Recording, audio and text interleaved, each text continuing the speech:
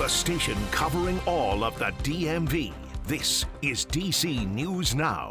Happening now at 9, we are covering the entire DMV. On this Memorial Day weekend, we're looking ahead to one of the next memorials coming to our nation's capital, a tribute to those who fought for our country more than a century ago. Plus, a look at a fun and free activity right here in the district for the entire family. We're stretching your dollar and taking you to the exciting and affordable summer plan at the National Portrait Gallery. And Virginia's governor taking action on the crisis of drug overdoses. The latest steps taken that he says can protect both kids and adults struggling with addiction. And wicked weather has come upon us here as you see storms out towards the western portion of our viewing area starting to move in our direction, and the severe thunderstorm watch that was earlier posted has been expanded. We'll expand upon that and what it means for you and I tonight coming up. All right, good evening and thank you for joining us for DC News Now at 9. I'm Max Marcella. Ben Dennis has the night off. Let's get right to some breaking news that we're monitoring out of Montgomery County. Police there say 2 people have been shot in Silver Spring, and right now we don't know their condition. Officials say it happened along Thayer Avenue around 7 o'clock this evening. We have a crew headed to the scene, and we will get you more information as we gather it from police. Now in the district, police, they responded earlier today to 2 stabbings. The first one came around 9 a.m. on Harvard Street in Northwest. That's the scene you see on the right side of your screen. And there, officials found a man who had been stabbed and he later died. Over in Northeast, on the left side of your screen, police say a man was stabbed at the intersection of Bladensburg Road and 17th Street. That happened around 1 o'clock in the morning. Officials say a man was conscious and breathing, and he was sent to a nearby hospital. At this hour, his condition is unknown. Officials also responded to 2 shootings today in the district. The first happened around 1 o'clock this morning on 28th Street in Southeast. There, police found a man who had been shot, conscious and breathing, and sent to the hospital for his injuries. And then around 5 o'clock, reports came in for another shooting, this one at the intersection of 21st Street and I Street Northwest. That victim was conscious and breathing when he was sent to the hospital, and we have no word on either of their conditions at this hour. And over in the Commonwealth, Arlington County Police say a Maryland man is in custody after he assaulted a police officer. Officials say the officer was conducting parking enforcement along Columbia Pike when they saw a man arguing with a security guard. The officer then approached the man we now know as 29-year-old Otis Brown, and that officer tried to intervene, but police say Brown shoved the officer into a car and then hit the officer multiple times before leaving the scene. Brown was arrested a short time later, and he's facing several charges, including assault on a police officer. Well, switching gears, there are plenty of memorials around Washington, D.C. to honor those who made the ultimate sacrifice for the nation. But as DC News Now's Dave Laval tells us, there will soon be another tribute to those who served our nation. Pershing Park has stood since 1981 as a way to honor the more than 4.5 million Americans who served in World War I. Come this fall, there'll be another way to recognize those who answered the call to duty in the war to end all wars. Yeah, it was tough conditions. Atlanta's Brian Garrett pays his first visit to the National World War I Memorial. It recognizes the 116 U.S. soldiers who died in combat. I think the conditions that these people endured were something that we can't understand today. A wall tells part of the story that will continue on another wall. A Soldier's Journey is a roughly 60-foot-long bronze sculpture that depicts the story of a soldier from when he leaves home and finally returns from the war. You don't get this kind of public art anywhere. Former D.C. architect Joe Weishar won a competition in 2016 to design the memorial. New York City sculptor Sabine Howard is putting together the project approved by the United States World War I Centennial Commission. I think if we can get people there and interested in wanting to learn more about it, then sort of their mission is accomplished. Pretty good. Really makes you think. Yeah. Maryland's Matt Robinson gets his first look at what the newest monument will look like. Very good. Good for American history. Why? Because it resembles something that our country did.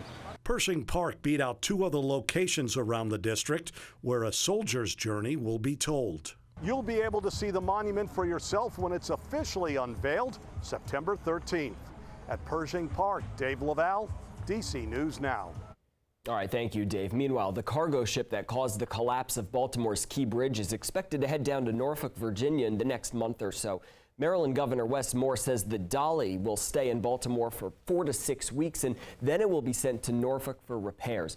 The spokesperson for the ship's management company says the crew is working with the FBI to determine why the collapse happened. Now, in the weeks after the collapse, the FBI seized more than 20 smartphones from crew members, and since then, the crew has been given new phones to contact family.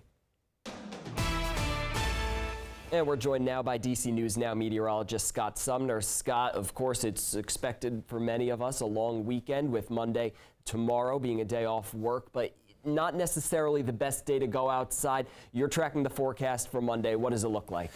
It looks a little dodgy, and it looks like what we have out there now, Max. Right now, we have an expansion as of about 15 minutes ago. A severe thunderstorm watch, which were earlier posted just for the I-81 corridor and counties and points south of there, or west of there, has been expanded, and you'll see why here in just a second, until the midnight hour. You can see this line here. Now, some of it is weakening, some of it is strengthening, but you can see the line extending all the way down from basically Cumberland down through Kaiser and in towards the Luray area. There could even be, a matter of fact, there is looks like there might be some rotation down here at the bottom of this line, so we'll look at that here in just a few minutes. But again, our future radar has all of this progressing further east as we go throughout the next hour or so. So some of it, again, will weaken. Some of it may hold its strength, but we'll be looking at some storms here overnight tonight. And that could actually quell some of the storms tomorrow. But this is an update here. We are up to a slight now severe risk across much of our viewing area this evening. Back to you, Max. All right, thank you, Scott. A lot to track. We'll have another update in less than 10 minutes. Meanwhile, in the Commonwealth, employees of the largest school district in Virginia, they'll be getting a pay raise on July 1st, but some say it's not enough. Fairfax County Public Schools administrators, they originally were eyeing a 6% increase, but school board members, they're blaming a shortfall from the state as the reason why they had to settle for just 4%. Starting salaries for teachers will increase from about $56,000 to a little over $58,000. Also, administrators taking home pay increases, and that piece of the plan was a sticking point for some. We have a great superintendent, but she's paid more than the President of the United States. Job, you will love it, you will love working with the kids, but you will not get paid well for doing it. Now, there was a motion to only give raises to the teachers, but it failed. Now school board members are calling on county officials to raise more money and diversify the tax base so there's more money available next year. Meanwhile, Virginia Governor Glenn Youngkin, he signed 3 bills that look to reduce student overdoses. That bill signing ceremony you see there on your screen, that happened Thursday. Among the changes are training to administer naloxone, that's the drug that reverses opioid overdoses, and the legislation also aims to combat the manufacturing of xylazine. That's a drug that is involved in overdose deaths frequently and increasingly. It also requires school boards to develop opioid overdose prevention and treatment plans. And lastly, it renames an existing law to be called the Recovery Court Act and puts emphasis on recovery and treatment. Well, DC News Now is your local election headquarters, and today marks day 1 for early voting for DC's June 4th primary. You can vote at a number of different rec centers and libraries across the district between 8:30 a.m. and 7 p.m. Today was the first day. Closed tomorrow for Memorial Day, but ballot box back open on Tuesday. Now, the ballot and what is on the ballot, well, those are a couple of races. There's the U.S. House seat in the district. There's also D.C.'s shadow senator and representative. There's also a number of city council races, including a very competitive and very crowded primary to replace outgoing council member Vince Gray.